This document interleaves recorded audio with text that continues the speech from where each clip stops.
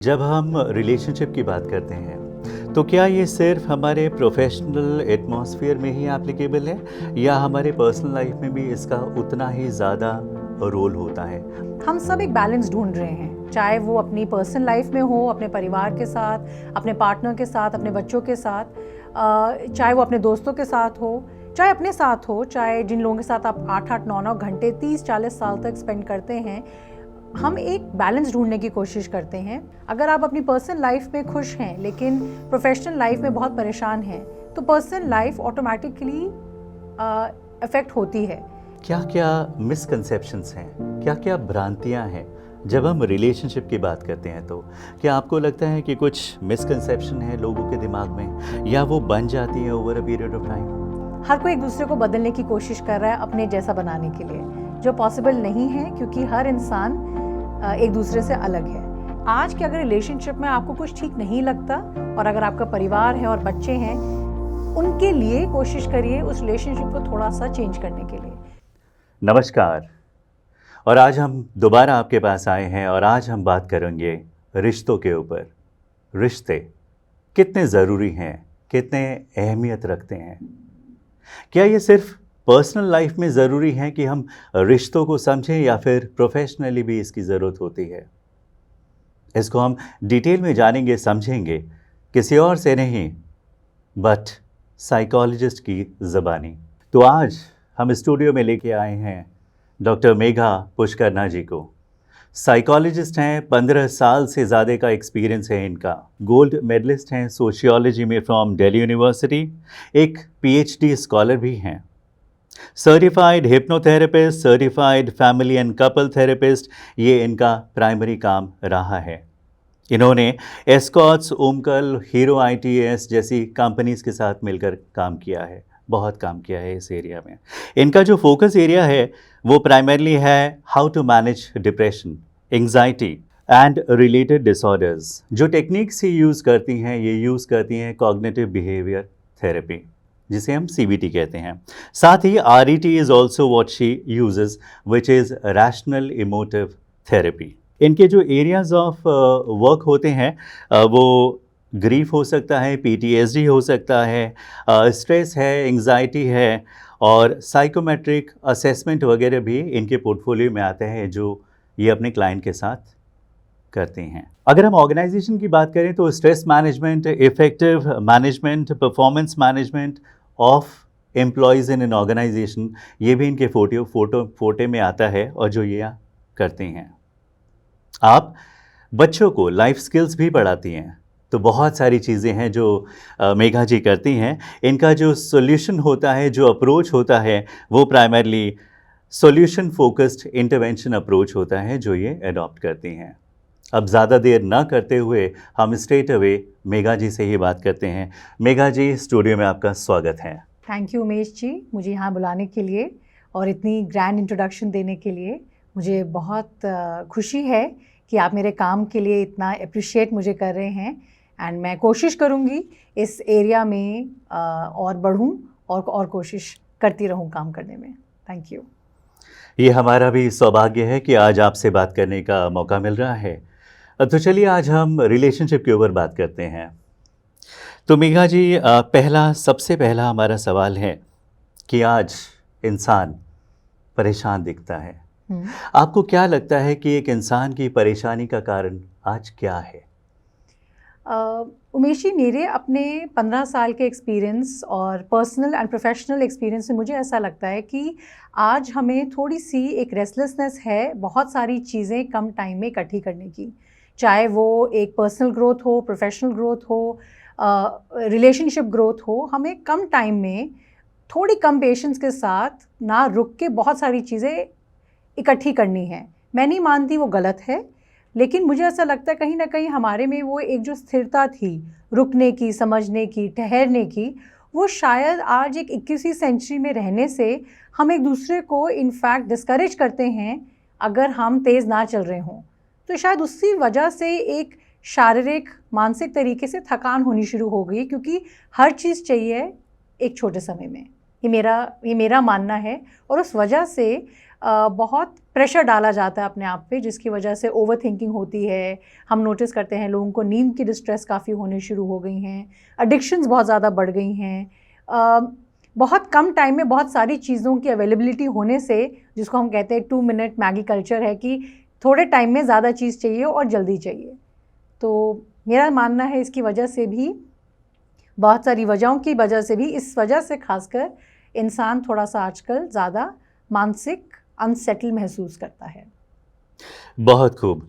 तो एक बात बताइए कि जब हम रिलेशनशिप की बात करते हैं, तो क्या ये सिर्फ हमारे प्रोफेशनल एटमॉस्फेयर में ही एप्लीकेबल है या हमारे पर्सनल लाइफ में भी इसका उतना ही ज़्यादा रोल होता है? आपको क्या लगता है? उमेश जी, मेरे हिसाब से हम सब एक बैलेंस ढूंढ रहे हैं, चाहे वो अपनी पर्सनल लाइफ में हो, अपने परिवार के साथ, अपने पार्टनर के साथ, अपने बच्चों के साथ, चाहे वो अपने दोस्तों के साथ हो, चाहे अपने साथ हो, चाहे जिन लोगों के साथ आप 8-8, 9-9 घंटे 30-40 साल तक स्पेंड करते हैं। हम एक बैलेंस ढूंढने की कोशिश करते हैं। तो मेरा मानना है कि मानसिक संतुलन तभी बनता है जब हम हर जगह को एक बैलेंस कर सकें।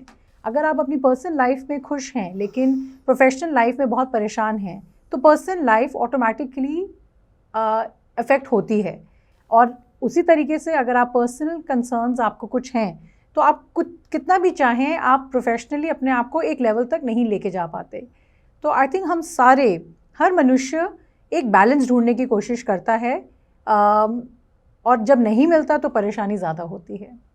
तो मेघा जी ये बताइए कि आज की तारीख में दिक्कत तो है, पर्सनली प्रोफेशनली सबको दिक्कत है, पर एक इंसान रिलेशनशिप को क्यों नहीं संभाले रख सकता? उसको क्या दिक्कत आ रही है? उसको क्या परेशानी होती है जिस कारण से किसी रिलेशनशिप में दरार हो जाती है, गैप आ जाता है, मनमुटाव रहता है और बहुत सारी बातें होती हैं। तो आपको क्या लगता है ऐसा क्यों होता है?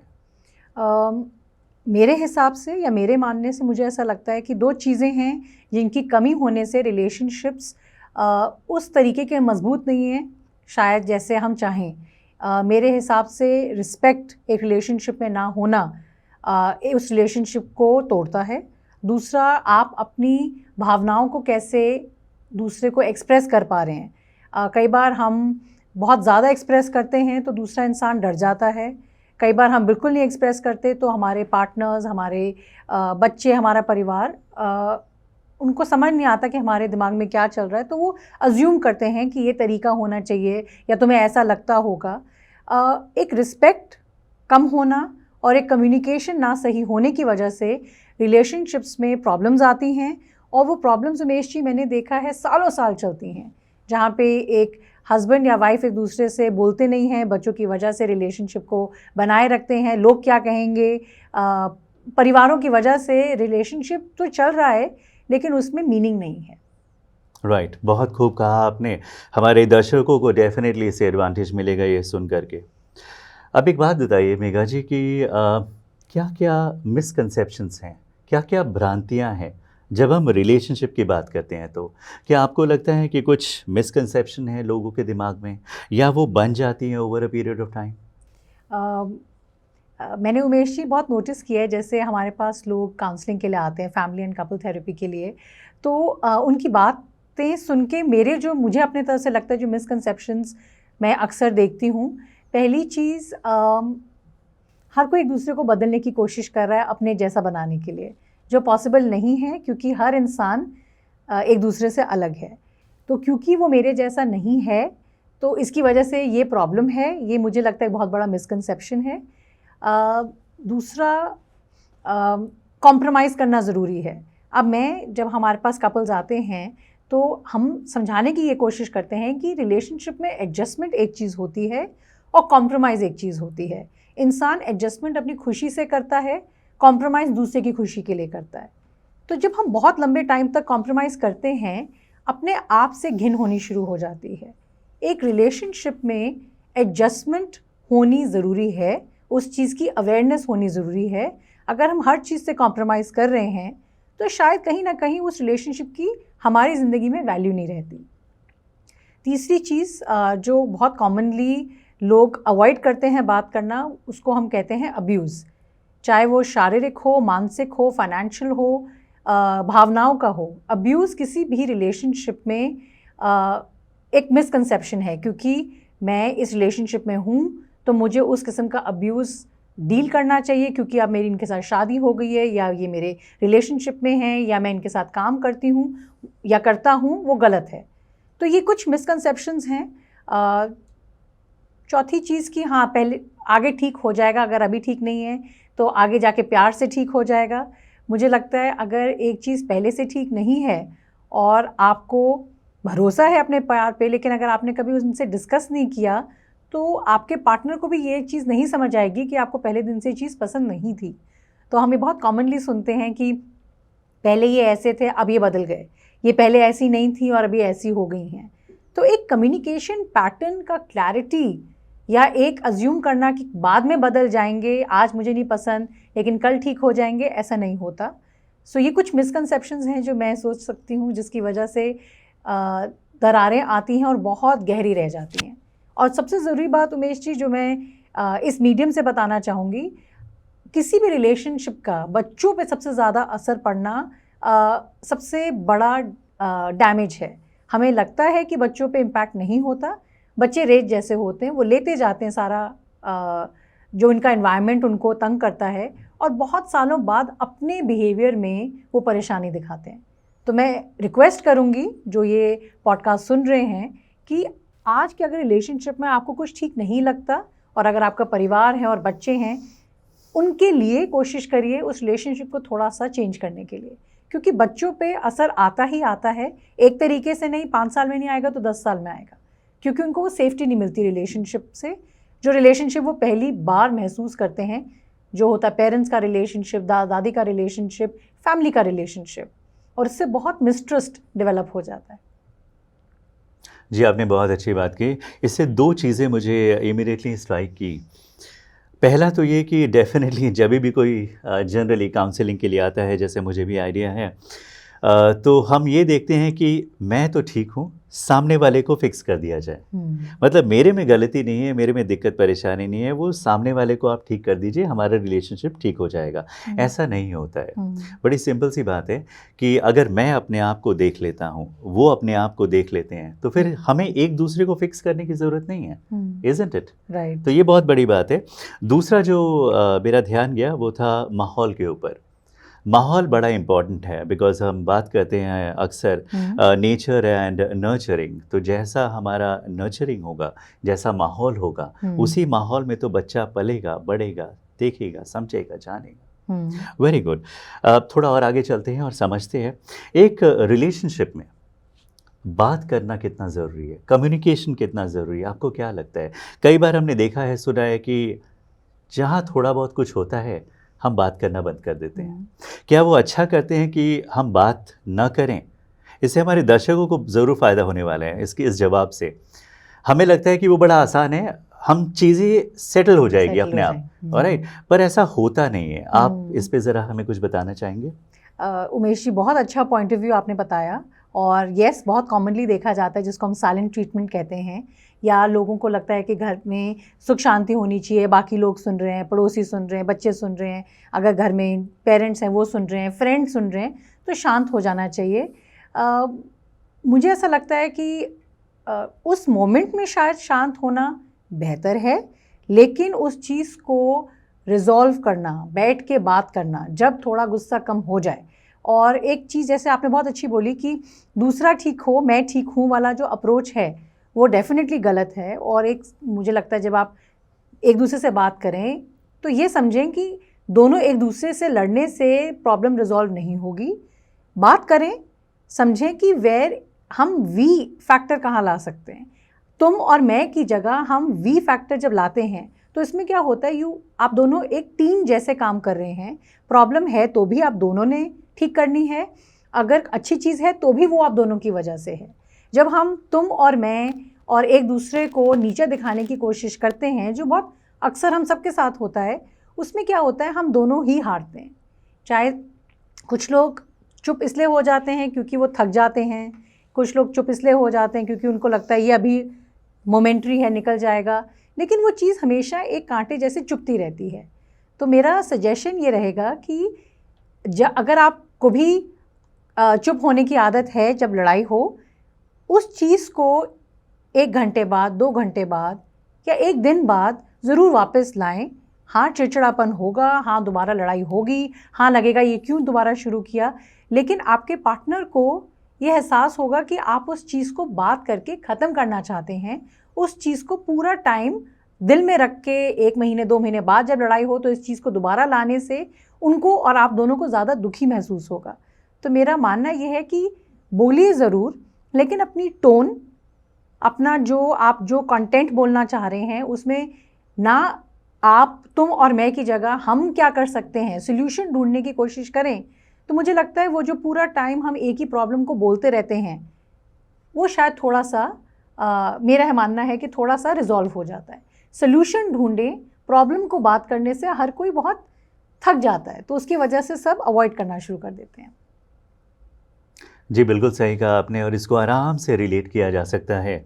होता क्या है कि जहाँ पर थोड़ी सी बात होती है वो बात पीछे तक चली जाती है, मतलब पीछे की सारी बातें उस हमारे डिस्कशन में आ जाती हैं जो कि कंड्यूसिव नहीं होता। हम आगे पीछे दाएं बाएं यहाँ वहाँ फैमिली कहाँ कहाँ चले जाते हैं, उसकी ज़रूरत नहीं होती है। एक कुछ हुआ तो उसको वहीं पर डिस्कस करें, ओपनली बात करें, तो I think that is more important. हाँ, ये हो सकता है, ज़रूर नहीं है तुरंत हमें बात करना है, पर ऐसा कर सकते हैं ना, अच्छा इसको हम चाय पे बात करें तो सही रहेगा, बट बात करना चाहिए, इज़ व्हाट आई अंडरस्टैंड। तो मेघा जी, एक अगला सवाल ये उठता है और बहुत पर्टिनेंट सवाल है कि क्या एक मैरिड कपल के बीच में या किसी भी कपल के बीच में, एक रिश्ते में, क्या कॉन्फ्लिक्ट का नहीं होना बहुत अच्छी बात मानी जाती है, या कॉन्फ्लिक्ट होना चाहिए या हो सकता है? आपका क्या मानना है इसके ऊपर? तो उमेश जी, आपने बहुत एक अच्छा सा सवाल पूछा कि क्या एक कपल में लड़ाई होनी चाहिए। मेरे हिसाब से perfect couple, happily ever after, ये जो हमें मूवीज़ और सोशल मीडिया में दिखाया जाता है, इससे हमें एक मिसअंडरस्टैंडिंग आ जाती है, जिसका मतलब है कि लड़ाई गलत है। हम अपने पेरेंट्स से, हम अपने भाई बहनों से, हम अपने जिगरी यारों से लड़ जाते हैं। तो मुझे लगता है ऐसी कोई पार्टनर्स के साथ ये एक सॉफ्ट ट्रीटमेंट क्यों दी जाए, गलत है। 2 लोग अलग टेम्परामेंट के, अलग सोच विचार के एक शादीशुदा ज़िंदगी में आते हैं। बहुत मुश्किल है उन 2 लोगों के लिए हर चीज़ पे अग्री करना। इनफैक्ट अगर हम हर चीज़ पे अग्री कर रहे हैं तो शायद मेरे हिसाब से वो थोड़ा सा नॉर्मल चीज़ नहीं है। कॉन्फ्लिक्ट या लड़ाई एक नेचुरल प्रोसेस है अपनी बात को आगे रखने का या अपनी सोच को समझाने का। ज़रूरी नहीं है वो सही हो, लेकिन उस तरीके से आप दूसरे को बता देते हैं कि ये चीज़ मुझे अच्छी नहीं लगी, या मैं ऐसे सोच रहा था और तुमने अलग चीज़ बोली। मैं फोकस ये करूँगी कि लड़ाई एक नेचुरल चीज़ है, लेकिन उसको रिजॉल्व करना, उसको उस उलझी बात को सुलझाना, वो ज़्यादा ज़रूरी है अगर आप अपने आप को परफेक्ट रिलेशनशिप में समझते हैं। साइलेंट ट्रीटमेंट देना, सरकास्टिक होना, बार बार कोई इम्पोर्टेंट आपके घर के जैसे कोई आपके मदर के साथ आपका रिलेशनशिप है कि तुम्हें तुम्हारी मदर ने ऐसा कहा होगा, उन सब चीज़ों को अगर हम ना लाएं तो जिस बात पे लड़ाई शुरू हुई थी, मेरा मानना है उमेश जी, वो लड़ाई एक्चुअली सुलझ सकती है। होता क्या है, मैं सबको इसमें जनरलाइज करना चाहूँगी, हम अक्सर अपने अलावा और इम्पॉर्टेंट स्टेक होल्डर्स को ले आते हैं और उसकी वजह से एक ज़्यादा ईगो, जैसे कहते हैं ना कि मैंने तुम्हें ज़्यादा दुख दिया, या मैं अब इस चीज़ को ज़्यादा परेशान करूँगा, या मैं किसी और को इंक्लूड करूँगा तुम्हारी फैमिली में से, या ब्लेमिंग जिसको हम कहते हैं, उससे कॉन्फ्लिक्ट बहुत ज़्यादा गहरा और बहुत ज़्यादा हर्टफुल हो जाता है। तो अगर कॉन्फ्लिक्ट को सिर्फ अपने दोनों में रखें और लड़ाई करें, लेकिन उसको सुलझाने की भी पूरी इंटेंशन रखें, तो मुझे लगता है लड़ाई वंस इन अ वाइल अच्छी भी होती है। थोड़ा प्यार चलता रहे और लड़ाई ना हो तो बोरियत भी हो जाती है। जी बिल्कुल सही कहा आपने, थोड़ा बहुत तो ऊपर नीचे रहेगा ही रहेगा, आप करें या ना करें। अब इसका मतलब ये नहीं है दर्शकों कि हमें जाके लड़ना है ताकि हमारा रिलेशनशिप रियली में हेल्दी दिखे, ऐसा नहीं है। बट यस, अगर कुछ होता है तो हमें उसको रिजॉल्व करने का प्रयास करना चाहिए। क्योंकि देखिए, जब हम इंडिया की कल्चर, अपनी संस्कृति, सभ्यता वगैरह की बात करते हैं, तो जब हम शादी करते हैं, मैरिज करते हैं, तो ये लाइफ लॉन्ग को लेकर के चलते हैं। अब जब जर्नी इतनी लंबी रही है या लंबी होगी, तो उसके लिए ऊपर नीचे कुछ ना कुछ होता रहेगा, उसको रिजॉल्व करते जाए, आगे बढ़ते जाए। I think that should be the intent. हम क्या करते हैं अक्सर, हम रिएक्ट करते हैं सिचुएशन में। रिएक्ट की जगह अगर हम रिस्पॉन्ड करें तो कैसा रहेगा, सोच के देखिए। रिएक्शन हमेशा स्पॉन्टेनियस होता है, हम जैसे हैं वैसा हो जाता है, सोचे समझे बिना होता है, सबकॉन्शियसली आता है। लेकिन अगर हम रिस्पॉन्ड करें तो वो सोच समझ कर अवेकनिंग के साथ कॉन्शियसली हमारा चॉइस होता है, तो वो ज़्यादा बेहतर रहता है। बहुत बढ़िया चल रहा है। Megha ji, thank you very much for all these information whatever you are sharing. I am sure it is definitely going to help all our listeners and viewers on this podcast. अब अगला सवाल एक छोटा सा है। एक रिलेशनशिप में, और जब हम बात करते हैं तो जनरली हम एक कपल की बात कर रहे हैं, एक मेल की एक फीमेल की बात कर रहे हैं। हाँ, सो ऐसे में एक जो फीमेल है, जो लेडी है, जो वाइफ है, वो क्या एक्सपेक्ट करती है अपने हस्बैंड से या अपने पार्टनर से?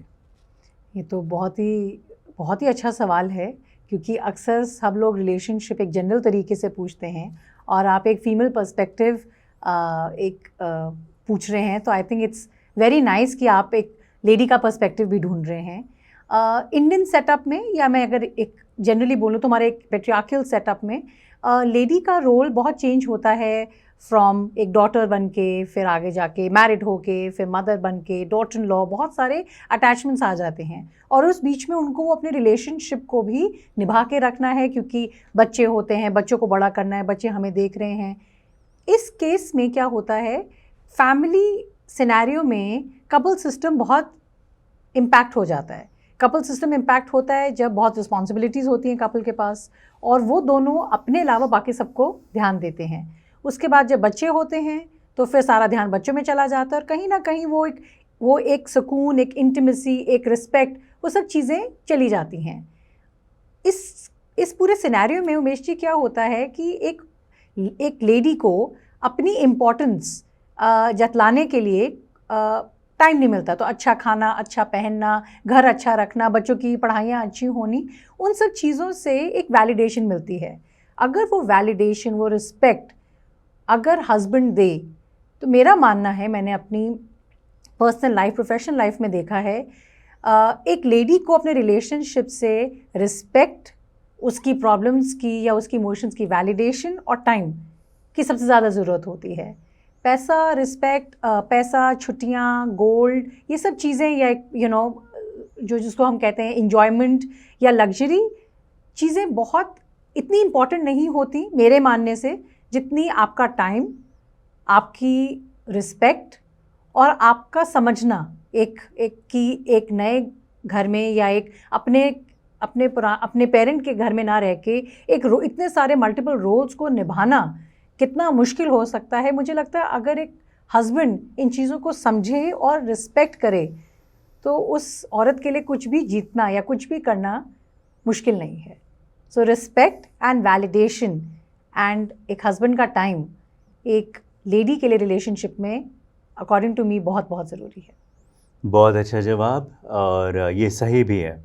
बिकॉज़ अगर कोई आपके साथ है, चाहे और प्राइमरली हम यहाँ पर फीमेल की बात कर रहे हैं, तो she expects acknowledgement of the fact that I am a part of your house, I am a part of this home, I am a part of your life, we both are together. ये बड़ा important हो जाता है, acceptance of this fact. पहला, respect, जैसा मेघा जी ने बताया। हमारे बीच में ट्रस्ट है कि नहीं है, कम्युनिकेशन है कि नहीं है, एक दूसरे की मर्यादा को हम कैसे देखते हैं, वो है कि नहीं है, पब्लिकली रेस्पेक्ट देते हैं और पर्सनली नहीं देते, ये सब भी देखने वाली बात होती है। तो इन चीज़ों को अगर हम देख लें, समझ लें, जान लें, अगर कहीं पर कुछ सुधार करने की ज़रूरत है वो कर लें, तो डेफिनेटली हमारा रिलेशनशिप बहुत अच्छा होगा। और ये सिर्फ एक इंसान के लिए नहीं है, ये दोनों तरफ से होता है। लेकिन प्रायः हम बात कर रहे हैं एक लेडी की, फीमेल की, तो वहाँ पर आशाएं होती हैं, भावनाएं होती हैं, एक्सपेक्टेशंस होती हैं, और ये गलत नहीं है, ये एकदम सही है। क्योंकि हमारे समाज में लड़की शादी होकर के आती है, तो बड़ा इम्पॉर्टेंट होता है कि उसको उस तरीके से देखा जाए, समझा जाए, रखा जाए। एक रिलेशनशिप को स्ट्रेंथन करने के लिए जो जो ज़रूरी हो वो हमें करना चाहिए। बहुत खूब जवाब आपका, thank you so much. Megha ji, अब आप ये बताइए कि इंडियन कॉन्टेक्स्ट में जब हम देखते हैं तो जनरली जो मेल होते हैं वो शो नहीं करते, you know, love care affection which is what female aspects, है ना। तो एक्सपेक्टेशन रहती है, जो जो मेल है, जो हस्बैंड है, जो पार्टनर है, वो प्यार तो करता है लेकिन दिखाता नहीं है। अब जो फीमेल है उनको चाहिए भी कि आप अगर करते हो तो कभी जता भी दो, कभी मेरे ड्रेस की तारीफ कर दो, कभी मेरी तारीफ कर दो, कुछ ये सब है ना। आपको क्या लगता है ये कितना ज़रूरी है या ऐसा होना चाहिए? क्या उनकी एक्सपेक्टेशन सही नहीं है? क्या मेल सोचता है कि मैंने सब कुछ तो दे दिया है, सब कुछ तो है, क्या कुछ बोलना ज़रूरी है? तो आपके इसमें क्या विचार होंगे? बहुत अच्छा पॉइंट है इसको। men and women are not same, we don't operate from the same thought process. आपने बहुत अच्छी चीज़ बोली कि अगर हस्बैंड फाइनेंशियल प्रोवाइडर हैं, एक सेटअप है जो उनके लिए फंक्शनल है, तो उनको लगता है कि मेरा प्यार का तरीका है।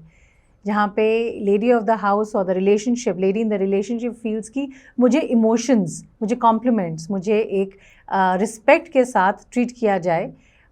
तो मेरे को लगता है ये जो आपने जेंडर्स के बीच में डिफरेंस समझाया या बताया, उससे भी बहुत सारी एट टाइम्स मिसकम्युनिकेशन हो जाती है, जहाँ पे हस्बैंड सब कुछ करते हुए भी लगता है उनको कि उनकी वाइफ कंप्लेन कर रही हैं, और वाइफ को लगता है कि वो सिर्फ घर का एक फर्नीचर है। उसकी वजह से भी एक कैजुअलनेस आ जाती है रिलेशनशिप में, या टेकन फॉर ग्रांटेडनेस आ जाती है कि आप कमाते हैं और मैं घर संभालती हूँ, जो एक कन्वेंशनल हस्बैंड वाइफ का एक मोल्ड रहता है।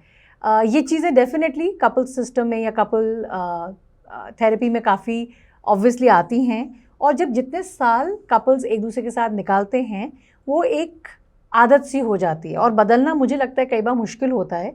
तो I think through this medium हम ये यंग कपल्स को बता सकते हैं कि दोनों की नीड्स इम्पॉर्टेंट हैं, दोनों इक्वली इम्पॉर्टेंट हैं, दोनों का प्यार का, जिसको लव लैंग्वेज कहा जाता है, अलग है। एक्सेप्ट करना कि आप दोनों के तरीके ज़रूरी नहीं है हर बार माने जाएं, लेकिन उस चीज़ को समझाना, वोकलाइज करना बहुत ज़रूरी है। क्योंकि हम ये अज्यूम करें, अपने दिमाग में सोचें कि उनको समझ आया, उन्होंने देखा, उन्होंने क्यों नहीं देखा, इससे ना बहुत ज़्यादा मिसअंडरस्टैंडिंग्स और बहुत सारी क्योस हम अपनी लाइफ में बेकार की ऐड कर लेते हैं उमेश जी।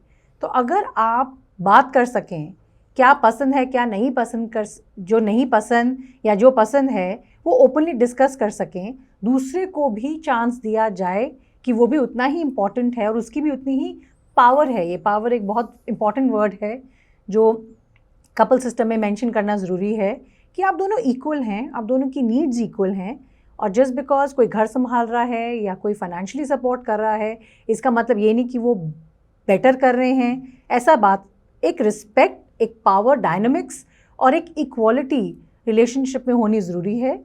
ज़रूरी नहीं है हर कोई एक्सप्रेसिव हो, ज़रूरी नहीं है हर कोई एक्शन बेस्ड हो। तो ये डिफरेंस को समझना, जेंडर डिफरेंस और इंडिविजुअल डिफरेंस को समझना ज़रूरी है। Very important, say it when you do not feel comfortable, say it when you feel comfortable also. जी, आपने बहुत ही अच्छी बात कही है। इसको दर्शकों थोड़ा इस तरीके से भी हम समझ लेते हैं, taking cue from what Megha ji just said. दो इंसान अलग अलग बैकग्राउंड से आते हैं। अब बैकग्राउंड हर चीज़ हो सकता है, पढ़ाई लिखाई, एकेडमिक, घर का माहौल, क्या सीखा, क्या देखा, क्या समझा, किस चीज़ से इन्फ्लुएंस हुए, यू नो। बैकग्राउंड खाली पढ़ाई लिखाई नहीं होती है, बैकग्राउंड में हर एक चीज़ आते हैं, हमारे संस्कार आते हैं, हमारे वैल्यूज़ आते हैं, हर एक चीज़, मेरे अपने बिलीव्स आते हैं, फियर्स आते हैं, सब कुछ आते हैं। एक इंसान इस बैकग्राउंड से आता है, एक इससे आता है। हम क्या देखते हैं, हम देखते हैं इनकी एज इतनी है, ये मेल है, ये फीमेल है, इन्होंने ये पढ़ाई की है, ये यहाँ पर जॉब है, इसको देख करके हम बोल देते हैं सब कुछ बढ़िया रहेगा। कुछ केसेस में हम बोलते हैं कि कुंडली मिला ली है, सब बढ़िया है। पर जी देखिए क्या है कि खाली उनसे काम नहीं होता है, हमें ये भी देखना पड़ता है कि हम सब का सब कुछ अलग है। हम दो इंसान अलग हैं, अलग बैकग्राउंड से आए हैं। अब साथ में चलना है तो मुझे अपनी कुछ आदतें, कुछ चीज़ों को छोड़ना पड़ेगा और उनकी कुछ चीज़ों को या ख्वाहिशों को, एक्सपेक्टेशंस को मीट करना पड़ेगा, तभी तो ये बनेगा ना। नहीं तो कैसे बनेगा? आप वैसे ही रहें, मैं वैसा ही रहूं, तो ये कैसे चलेगा? नहीं चलेगा ना। मेघा जी इसी को बताने की कोशिश कर रही थी। Very well said. Now moving on to the next question. आज क्वेश्चनों की बौछार हो रही है मेघा जी पे। आप काउंसलिंग करते हैं, आपका अपना सेटअप है, आपका अपना क्लिनिक है। हमारे दर्शकों को आप ये बताइए कि जनरली जब रिलेशनशिप काउंसलिंग के लिए लोग आपके पास आते हैं, जी। यंगर कपल आ सकता है, थोड़े एल्डर भी आते हैं, हर तरीके के लोग आपके पास आते हैं। मैरिड आते हैं, नॉट मैरिड रिलेशनशिप में है, वो भी आते हैं आपके पास। तो जनरली जो दिक्कत परेशानी आपको दिखती है इन जनरल, वो क्या दिखती है और आप क्या सजेस्ट करती हैं? बड़ा ब्रीफली अगर आप हमारे दर्शकों को बताएं। ओके। तो उमेश जी, मुझे लगता है एक तो पहले लॉट ऑफ मिसअंडरस्टैंडिंग्स जो बहुत सालों से नहीं डिस्कस हुई, साइलेंट ट्रीटमेंट एक दूसरे पे पावर स्ट्रगल विन करने का। थर्ड, बच्चों की प्रॉब्लम, उनकी एकेडमिक्स और उनके बिहेवियर को लेके बहुत problem. Fourth, parents in laws की इन्वॉल्वमेंट से बहुत परेशानी होना। Fifth, physical abuse. सो ये चीज़ें मैंने अपने क्लिनिकल वर्क में बहुत कॉमनली नोटिस करी हैं। और हर फैमिली और हर कपल का डायनामिक्स बहुत डिफरेंट होता है।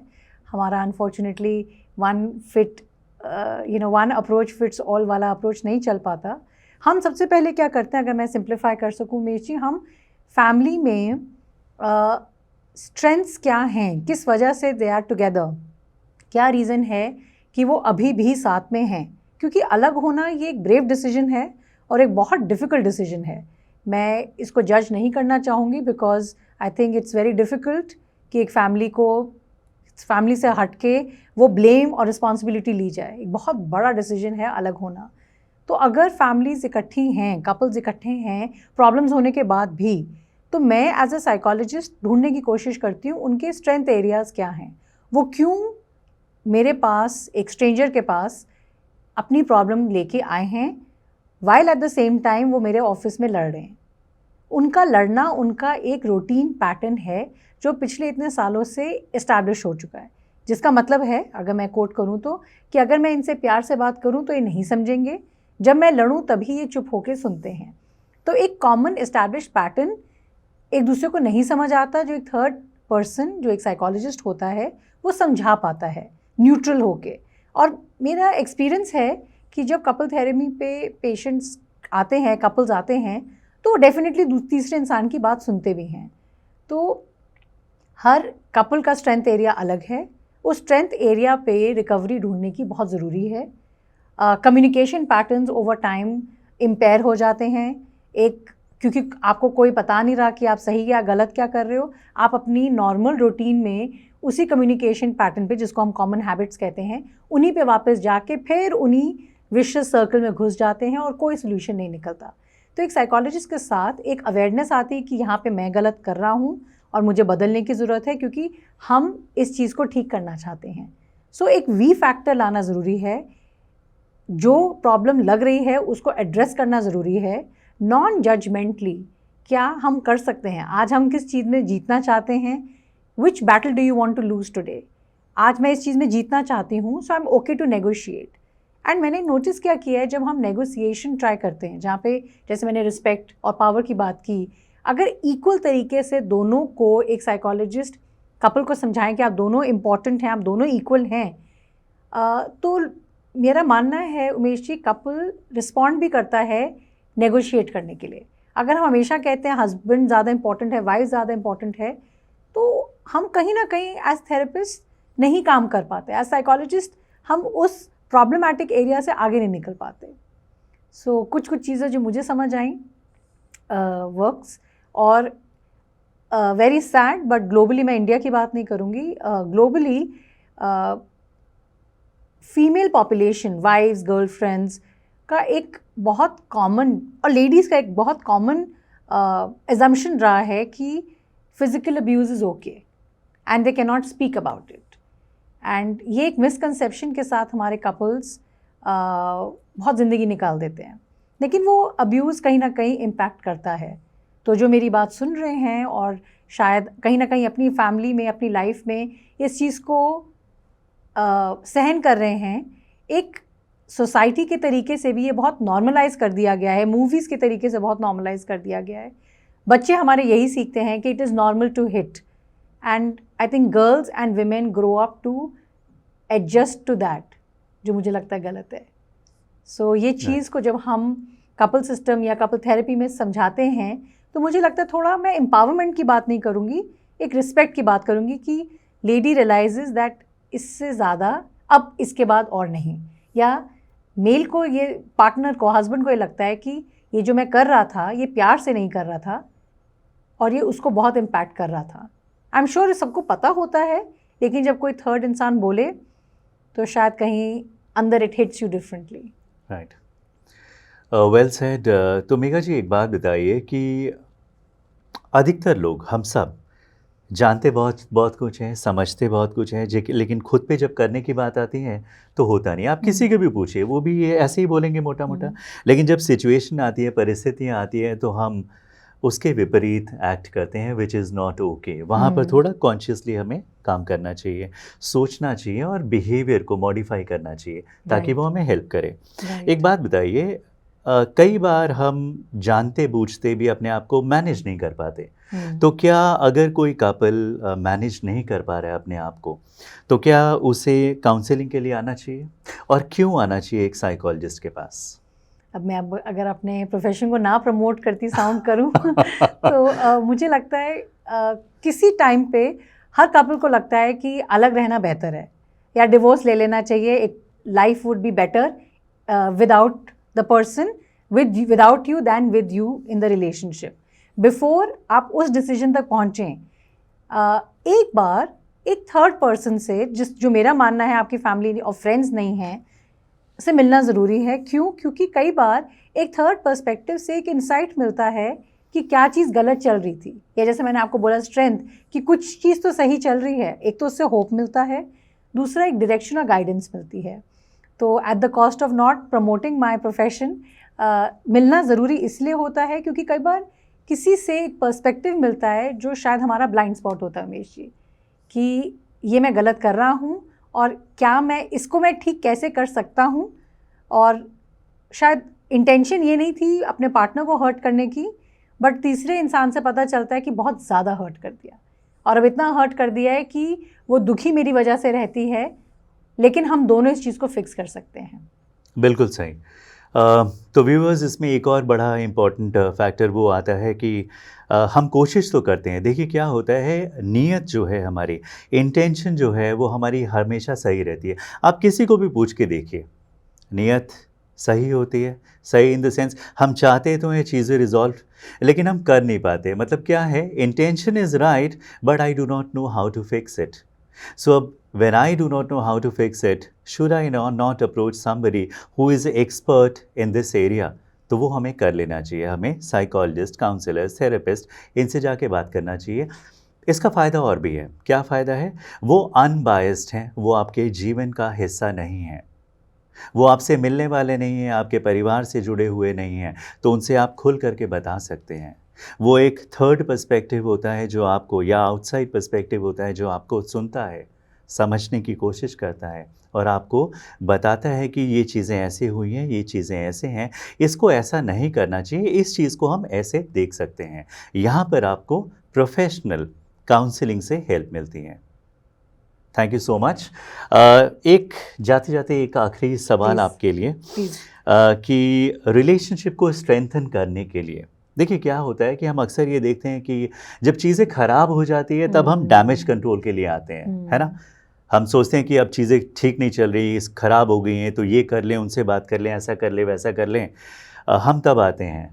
क्या हमें ये नहीं करना चाहिए कि टाइम पे रीवैल्यूएट, रीअसेस कर लेना चाहिए कि हमारा रिलेशनशिप चल कैसा रहा है, because we are looking at it long term, isn't it? तो उसके लिए आप हमारे दर्शकों को कुछ टिप्स, कुछ पॉइंट्स बताना चाहेंगी तो बहुत अच्छा होगा. बिल्कुल उमेश जी, क्या टिप्स हो सकते हैं हैप्पी रिलेशनशिप के लिए जो लॉन्ग लास्टिंग बन सके?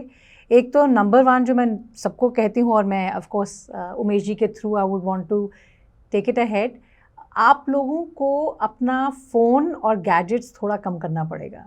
वो आपके रिलेशनशिप में नहीं, आपके पेरेंट्स और बच्चों के साथ और आपकी हेल्थ में भी बहुत इम्पैक्ट कर रहे हैं. Constant distraction from gadgets relationship में बहुत कंसर्निंग है. तो एक मोमेंट ढूंढिए, जैसे एग्जांपल कि डिनर टेबल पे फ़ोन नहीं आएगा, आपका भी नहीं, आपके बच्चों का भी नहीं। दूसरी चीज़, दिन में एक चीज़, चाहे वो एक्सरसाइज है, चाहे वो छोटी छोटी चीज़ें, मतलब बच्चों को स्कूल छोड़ना है, चाहे वॉक करना है, चाहे सब्ज़ी जाके साथ में लेना है, कोई चीज़ आप दोनों ने दिन में, चाहे वो 10 मिनट की हो, करनी ज़रूरी है। उससे क्या होता है, आप बाकी डिस्ट्रैक्शन से दूर होके सिर्फ आप अपने रिलेशनशिप पे फोकस करते हैं। तीसरी चीज़, प्लीज़, जैसे अभी उमेश जी ने बोला, डैमेज कंट्रोल करने से बेहतर है वहाँ तक बात लाई ना जाए। Don't take each other for granted. उनकी कमिटमेंट, आपके हस्बैंड की कमिटमेंट और आपकी वाइफ की कमिटमेंट आप पे एहसान नहीं है, लेकिन आपको उसको टेकन फॉर ग्रांटेड भी नहीं लेना चाहिए। वैल्यू द रिलेशनशिप, बिकॉज एक दिन बच्चे भी घर छोड़ के चले जाएंगे, we all move on in life. The relationship is the most important, and if there are hiccups और इफ़ देर आर प्रॉब्लम्स, हम उनको आज फिक्स कर सकते हैं, 30 साल के बाद नहीं। Give yourself and your relationship priority now than later. Number 4, कोशिश करें, जैसे मैंने पहले भी बोला है, कि बाकी लोगों को इन्वॉल्व करना, जो आपके पेरेंट्स हों या ब्रदर सिस्टर्स हों, फ्रेंड्स हों, there is no recovery in involving others. Problem अगर आज आपके रिलेशनशिप में है, आप दोनों उसको कैसे सुलझाएंगे इज़ मोर इम्पॉर्टेंट दैन बाकी सबके नेम कॉलिंग करना। पांचवी चीज़, intimacy is very important. It is not something that is taken for granted कि अगर नहीं है तो कोई प्रॉब्लम नहीं है। अगर एक एक्सक्लूसिव रिलेशनशिप है, एक फिज़िकल अफेक्शन एक बहुत इंपॉर्टेंट रोल करता है उस रिलेशनशिप की लॉन्गेटिविटी, रिकवरी, एंड हर बार शायद अपोलोजाइज़ करना या प्यार दिखाना गिफ्ट से नहीं होता। एक फ़िज़िकल इंटीमेसी एक बहुत कोर कंपोनेंट है कपल सिस्टम का। सो उसको प्रायोरिटी देनी बहुत ज़रूरी है। एक दूसरे की नीड्स को जानना बहुत ज़रूरी है। अज्यूम करना गलत है। पूछिए, check on each other, treat each other important, because आप अपने लिए ज़रूरी हैं, तो आपसे जुड़ा जो आपका पार्टनर है वो भी उतना ही ज़रूरी है।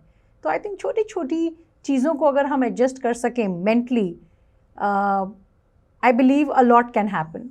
लड़ाई करें, मैं नहीं कह रही कि आप करें, लेकिन लड़ाई करें, लेकिन उसको रिजॉल्व करने की कोशिश करें। प्रॉब्लम है, निकाला, बात हुई, झगड़ा हुआ, लेकिन उसको रिजॉल्व कैसे करना है उस पर भी ध्यान देना चाहिए, then only talking about the problem.